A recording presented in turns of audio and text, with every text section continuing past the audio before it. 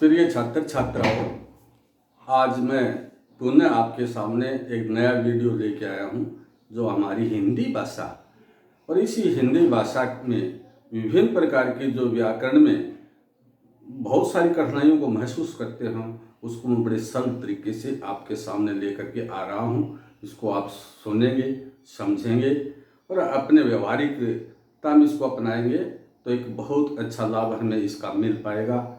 मैं पुनः आपको मेरा प्यार भरा आशीर्वाद प्रदान करते हुए आज के इस वीडियो में आपके सामने जो मैं लेके आ रहा हूँ वो जो हमारे हिंदी व्याकरण रचना कक्षा 9 से लेकर के कक्षा 12 तक के हर प्रत्येक बच्चे के लिए जरूरी है, आवश्यक है।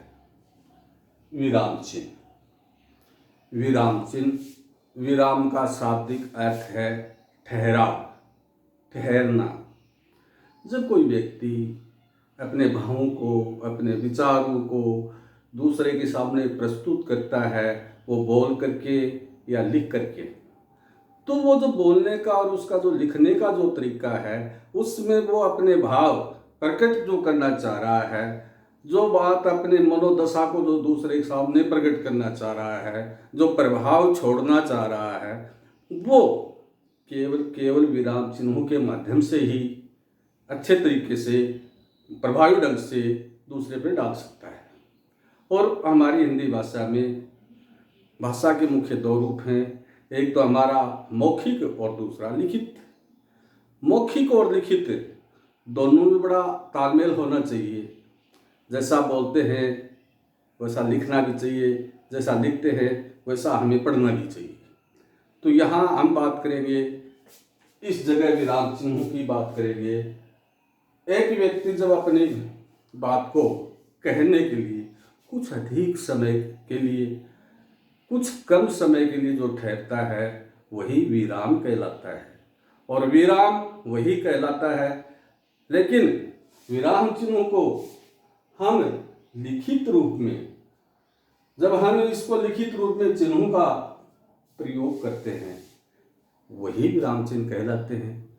यहाँ आज इस वीडियो में जो मुख्य हमारे विराम चिन्ह हैं उनके ऊपर प्रकाश डाल रहे हैं।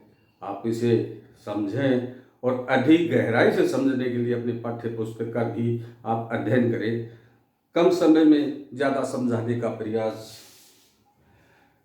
मैं ये भी कहना चाहूँगा, कई बार विराम चिन्हों की वजह से अर्थ का अनर्थ भी हो जाता है।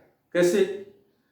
जैसे मान लीजिए किसी के घर में एक चौकीदार भी है, मालिक भी है, मालिक सो रहा है और तुरंत गहरी नींद में है, लेकिन वहाँ चोर घुस जाते हैं। चोर चोरी करके जब दौड़ने लगते हैं और मालिक जगता है, अगर वो उस समय ये कहे चौकीदार से रोको कोमा, वहाँ हमारा जो चिन्ह विराम चिन्ह का प्रयोग है, रोको मत जाने दो, और दूसरा अगर यही कह दे विराम चिन्ह में रोको मत जाने दो, इनके दोनों के अर्थ उल्टे हो गए। तो इस तरह से बड़ी सावधानी के साथ हमें इनका प्रयोग करना है। इसमें हम प्रमुख रूप से आज केवल 6 विराम चिन्हों का ही चर्चा कर पाएंगे। पहला, पूर्ण विराम।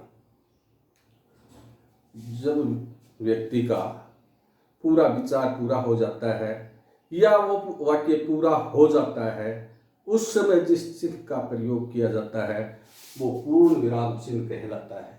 और यह हमारा पूर्ण विराम चिन्ह है। उदाहरण के तौर पर भी हम आपको ये बताना चाहेंगे, कविता सो रही है, ये वाक्य पूरा हो गया। पूरा हो गया तो पूर्ण विराम चिन्ह का हमने काम में लिया और लगाया। पर कभी कभी हमें भ्रम पैदा हो जाता है, क्रिया हो तो ही वाक्य पूरा होता है, ऐसी बात भी नहीं है। इसके लिए हमें क्या है, कभी कभी आप देखिए पूर्ण विराम के लिए सांवला सा रंग, पूर्ण विराम। आगे इसमें लिखा, कोई हमसे पूछ रहा है और हमने कहा हाँ, पूर्ण विराम, ना, पूर्ण विराम। तो आप इस भ्रम में मत रहिए, इस बात को मत अपने दिमाग में डालिए कि क्रिया होने के बाद ही पूर्ण विराम होता है। तो ये है हमारा पूर्ण विराम। इसको अब बात करेंगे अल्प विराम। थोड़ा सा ठहराव। अर्ध विराम से तो कम हो अल्प विराम कहलाता है। पूर्ण विराम से आधा, तो अर्ध विराम आधे से भी कम जो समय है वो अल्प विराम है। यहाँ अल्प विराम में आप देखिए, मैंने उदाहरण सहित आपको बताने का प्रयास किया है। हवा चली, पानी बरसा और ओले गिरे, पूर्ण विराम आ गया। लेकिन इससे पहले ये जो हमारे हैं ये अल्प विराम आए। हवा चली, पानी बरसा और ओले गिरे। तो इस तरह से आप पहचान करिए अर्ध विराम के बारे में।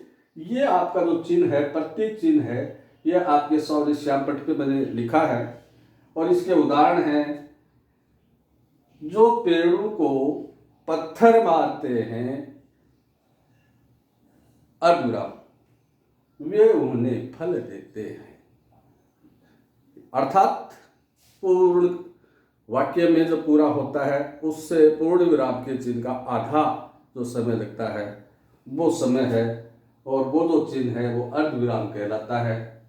प्रश्न सूचक, जिसमें हमें किसी से कुछ पूछना हो की जिज्ञासा हो, कुछ जानने की जिज्ञासा हो, या जिसे हम ये कहें कि हम पूरी तरह उसके हमें कोई किसी बात का कोई संदेह भी हो सकता है, संशय भी हो सकता है, उस समय हम जिस चिन्ह को लगाते हैं, जहाँ वो ही प्रश्नवाचक चिन्ह कहलाता है। जैसे हमने पूछा आप कहाँ जाओगे, हमने इसमें दूसरा उदाहरण दिया है कि राम घर पर आया या नहीं, ये प्रश्नवाचक चिन्ह लगाया। क्या आप शायद जयपुर से आए हैं, क्या आप जयपुर से आए हैं, ये कन्फर्म नहीं है, निश्चित नहीं है, तो भी प्रश्न, जहाँ, क्या, क्यों, ये जो आगे वहाँ प्रश्नवाचक चिन्ह लगाया। आज का अगला 5वां में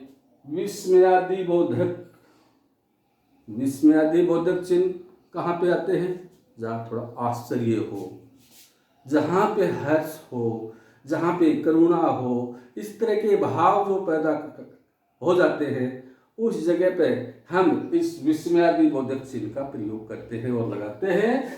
जैसे अचानक, हाय अब मैं क्या करूं, हाय अब मैं क्या करूं, इसमें हाय के बाद में जो चिन्ह आपने जो प्रयोग में लिया वो विस्मयादिबोधक चिन्ह कहलाता है। तो ये आप इसमें देखा। आज के इस वीडियो में अगला और अंतिम जिसको हम ले पाएंगे चिन्ह को, वो है योजक चिन्ह। योजक का मतलब है जोड़ना, परस्पर एक दूसरे शब्दों को जोड़ना, माता पिता, भाई बहन, दाल रोटी, जिसको हम ये जो चिन्ह है आपस में जोड़ने वाला, ये योजक चिन्ह कहलाता है। आज मेरे प्रिय छात्र छात्राओं, इस समय को देखते हुए हम अगले वीडियो में ये अपना विराम चिन्ह का जो शिक्षण सामग्री है, जो विषय वस्तु है, इसको जारी रखेंगे। अगले पार्ट में आप इसको देख पाएंगे, सुन पाएंगे।